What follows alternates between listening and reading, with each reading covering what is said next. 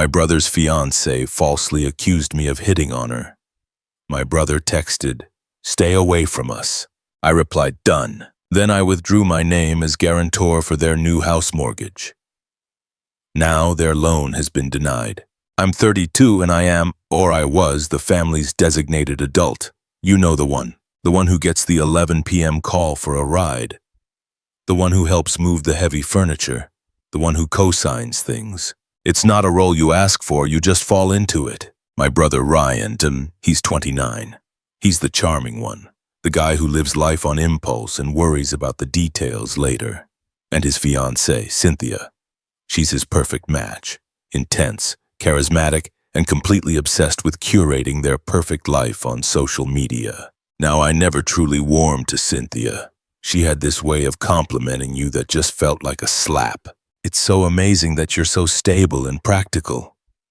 And her smile never quite reached her eyes. It was her constant, subtle way of reminding me she found my life boring. But Ryan was madly in love, so I kept my mouth shut. 3 months ago, they found their dream house, a sleek, modern new build in a neighborhood they couldn't possibly afford. Predictably, their income wasn't enough to get the mortgage, and that's when Ryan sat me down for the biggest ask of my life. He needed me to be the guarantor. It was a hell of a risk. I mean, we're talking about a significant mortgage that would hang over my head for the next 30 years. I love my brother, but I'm not an idiot. I told him I needed to think about it. The very first thing I did was spend a few $100 to have a lawyer look over the paperwork. The lawyer told me the bank's agreement was standard stuff, but then he gave me a piece of advice.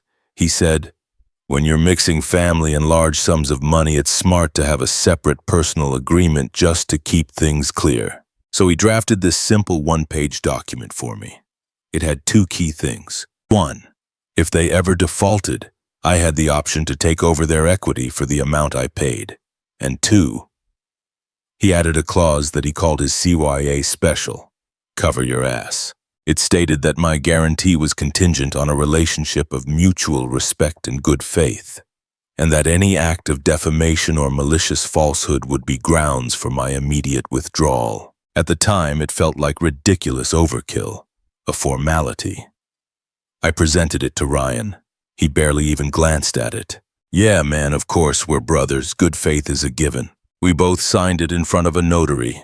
I filed it away, felt secure. The bank approved the loan, and Ryan and Cynthia, they were over the moon. Fast forward to a family barbecue last weekend. I'm making small talk with some cousins.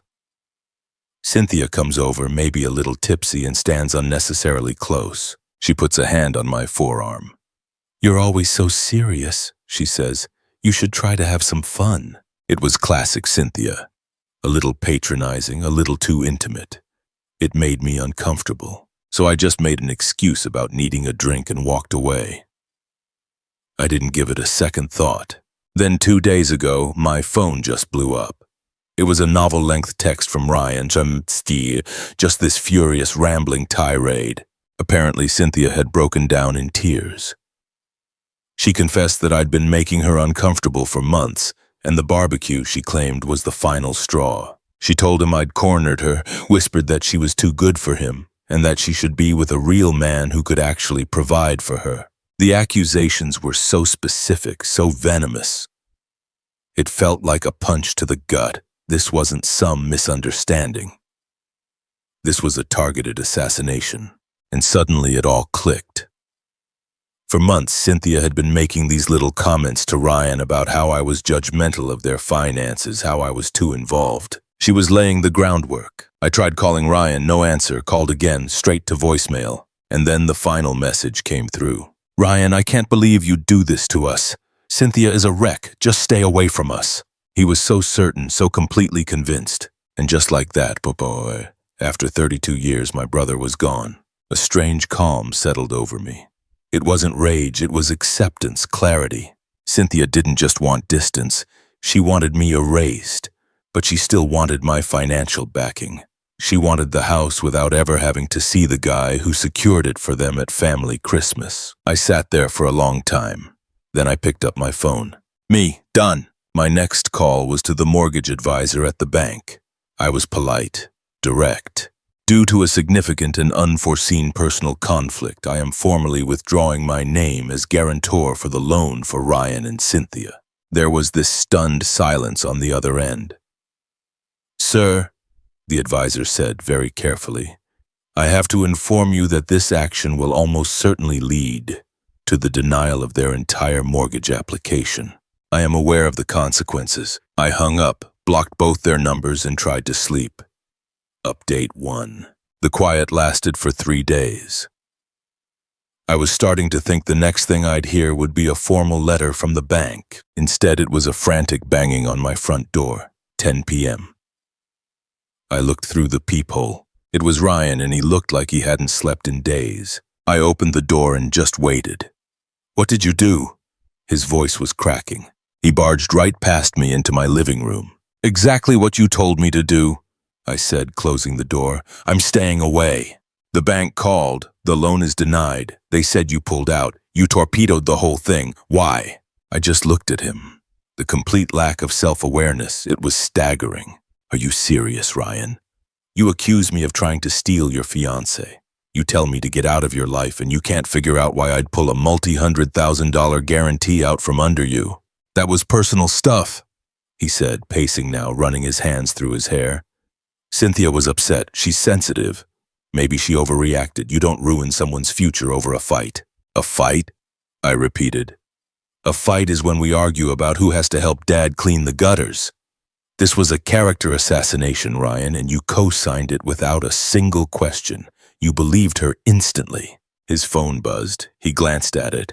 The screen lit up with Cynthia's name, and I could hear the tiny, frantic sound of her voice from feet away. Is he fixing it? Tell him he has to call them. Make him fix it. Ryan's face just hardened. The desperation was gone, replaced by this borrowed anger. He hung up. You have to call the bank, he said, his voice low, demanding. Tell them it was a mistake. An emotional reaction. Fix it. No. The word just hung there in the air between us. What do you mean, no? He sputtered, his voice rising. I mean, no. The decision is final. I'm not a light switch, Ryan. You can't flick me on and off whenever you need something. You don't get to treat me like a monster in a bank in the same week. This is me staying away from your finances. This is me being done.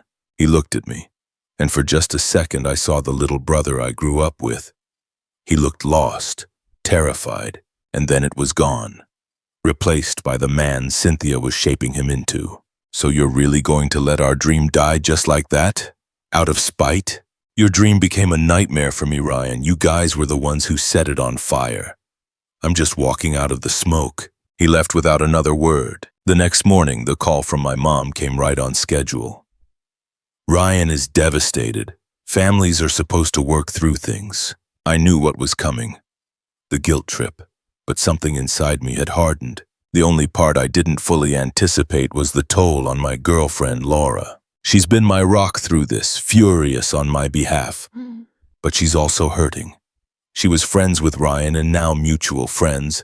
People who've only heard Cynthia's twisted version of the story are texting Laura asking if she's safe with me. My neat, logical response had created a very real, very messy emotional fallout. And that part sucks. Update 2. The family pressure campaign fizzled out faster than I expected.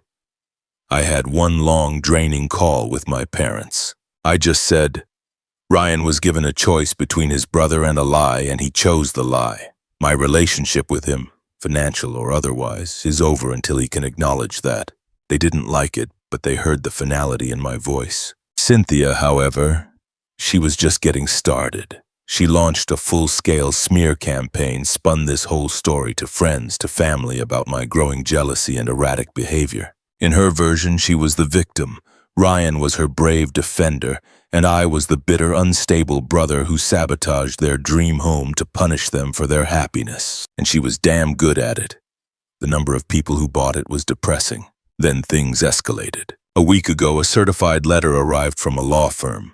My stomach just dropped. It was an aggressive letter demanding I immediately reinstate my guarantee. It claimed my abrupt and malicious withdrawal was, get this, tortious interference with their building contract. It said if I didn't comply, they would pursue legal action to recover their lost deposit and significant emotional damages. For a full day, I was in a quiet panic. They were actually trying to sue me. My clean, decisive action was about to get dragged into a legal mud pit.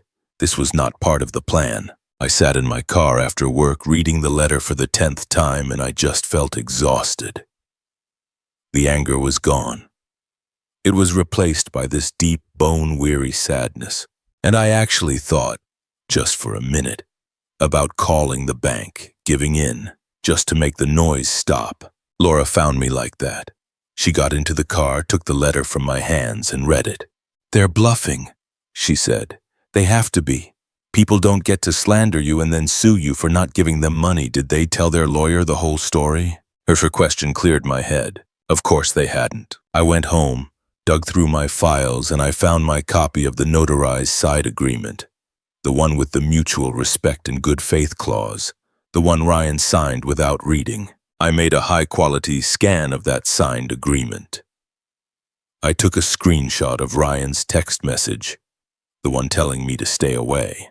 I circled the date and the timestamp. I put them together into a single PDF. I didn't send it to their lawyer. That would be playing their game on their turf. I attached it to an email and sent it to my parents. The subject line was, "The full story." The email itself was short. "Mom, Dad, you've been asking why I did this. The attached document is a legal agreement Ryan and I both signed. His text message to me, also attached, was a clear violation of the good faith clause. He broke our agreement before I ever called the bank. I didn't do this out of spite.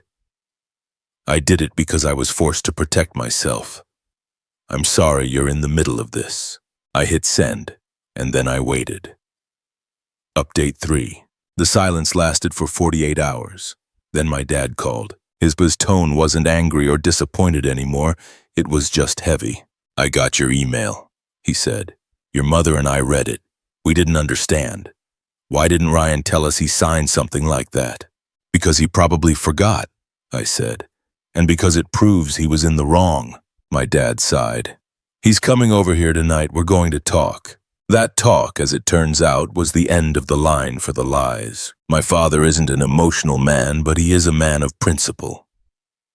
Confronted with his own signature on a document he'd ignored and a text message he couldn't deny sending, Ryan's story just fell apart. He admitted it all. I'd never done anything inappropriate. The whole thing was Cynthia's idea to create some space because she felt I was too controlling with my financial advice. He went along with it. He thought I'd be hurt, we'd have a blow-up, and then things would settle down. But they'd have their space and their house. He never ever dreamed I would actually pull the plug. The next day, my parents went to their apartment.